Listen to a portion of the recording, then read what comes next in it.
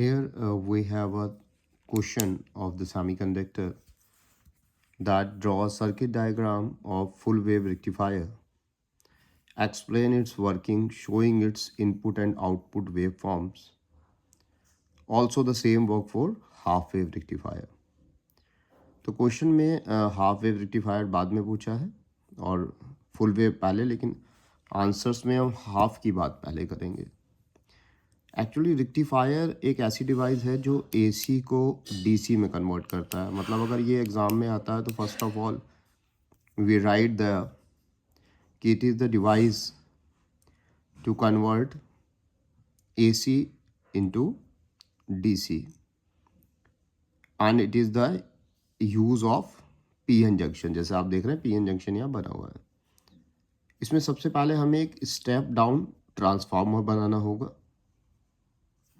Step down transformer, यहाँ पर turn ज़्यादा है, यहाँ टर्न कम है। इनपुट एसी है और आउटपुट हमारा डीसी होगा।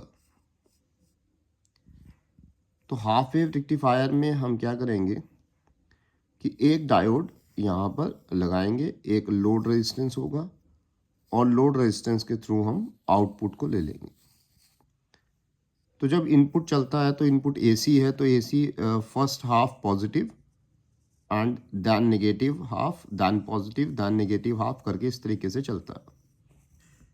तो फर्स्ट ऑफ ऑल जो ये वाला पॉजिटिव हाफ है ना, इसके लिए हम ए को पॉजिटिव और बी को कर देंगे 0 वोल्ट। मतलब बी को हमेशा ही 0 वोल्ट रखना है। जो नीचे वाला है इसको 0 वोल्ट रख दीजिए। अगर आप इसको 0 वोल्ट रख देंगे हमेशा, मतलब नहीं, मतलब पहली आधी साइकिल जो ऊपर वाली जा रही है उसके लिए बी को हमने 0 वोल्ट रख देना है। और जब हम इसको 0 वोल्ट रखेंगे तो ये पॉजिटिव होगा और ये पॉजिटिव हमारे पी टाइप से कनेक्ट हो जाएगा, जिससे हमारा जो ये वाला डायोड है ये काम करेगा फॉरवर्ड बाइस का। और आप जानते हैं कि फॉरवर्ड बाइस एक अच्छा कंडक्टर होता है, तो वो करंट को कंडक्ट कर कर यहाँ हमें आउटपुट में दिखा देगा। लेकिन नेक्स्ट हाफ साइकिल में ये पोलैरिटी अपोजिट हो जाएगी, मतलब ये हमारा पॉजिटिव हो जाएगा। जब ये पॉजिटिव होगा तो ऑटोमेटिकली हमारा जो डायोड का है वो उसका एन टाइप किससे कनेक्ट हो जाएगा? पॉजिटिव से। और पॉजिटिव से कनेक्ट होकर वो रिवर्स बाइस का एक्शन करने लगेगा। अब रिवर्स बाइस एक पुअर कंडक्टर है तो वो करंट को कंडक्ट नहीं करेगा, तो आउटपुट हमें यहाँ पर ब्लैंक मिल जाएगा। इस तरीके का एक ग्राफ हम फिर बना देंगे कि भी पहला आधा साइकिल हमें मिल गया है, अगला आधा साइकिल हमें नहीं मिला है, तो इसका आउटपुट अप्रॉक्सीमेटली 40% के आसपास आता है। 10% एनर्जी जो है वो अदर फॉर्म में कन्वर्ट हो जाती है। ठीक है, तो अगर ये आता है तो सबसे पहले हमने वो स्टेटमेंट देने के बाद इसका कंस्ट्रक्शन लिखना है, इसकी वर्किंग लिखनी है, दैन हमें वेव फॉर्म्स बना देना है। बिल्कुल इसी तरीके से हमने फुल वेव रेक्टिफायर में देखना है।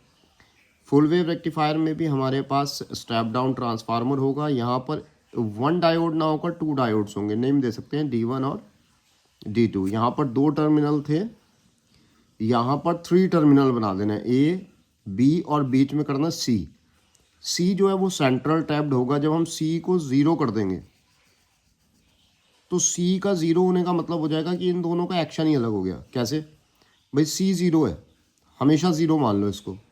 तो पहले आधे साइकिल में A पॉजिटिव है, तो पहले आधे साइकिल में ये डायोड फॉरवर्ड बाइस का काम करेगा और ये डायोड रिवर्स बाइस का काम करेगा। अब जब अगला आधा साइकिल जाएगा ना, अगले आधे साइकिल में क्या होगा कि जो डायोड फॉरवर्ड था, भाई ये फॉरवर्ड था तो अगले आधे साइकिल में रिवर्स हो गया, क्योंकि दूसरा डायोड था ही नहीं।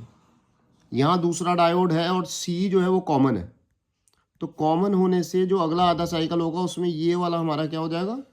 फॉरवर्ड, और ऊपर वाला जो फॉरवर्ड था वो हो जाएगा रिवर्स। तो हमेशा एक डायोड फॉरवर्ड रहेगा, चाहे वो पहली आधी पॉजिटिव साइकिल हो या नेक्स्ट हाफ पॉजिटिव साइकिल हो या नेगेटिव साइकिल हो। भाई first half positive, first half negative, second half positive. तो सभी में, मतलब अगर पहले में D1 एक्टिव कर रहा है तो ये वाले में जो नेगेटिव वाला है इसमें D2 एक्टिव रहेगा, दैन D1 दैन D2। मतलब एक डायोड हमेशा आपका फॉरवर्ड बाइस रहेगा, जिससे आपका जो आउटपुट है वो कंप्लीटली इस तरीके से मिल जाएगा। ठीक है, तो इसको लिखना है, ये सेंट्रल टैपिंग इसीलिए की गई है जिससे इन दोनों डायोड्स का जो एक्शन है वो डिफर रहे। मतलब अगर एक फॉरवर्ड बाइस है तो दूसरा रिवर्स बाइस हो जाए, और एक रिवर्स है तो दूसरा फॉरवर्ड हो जाए, जिससे एक डायोड अपने एक्शन को देता रहे।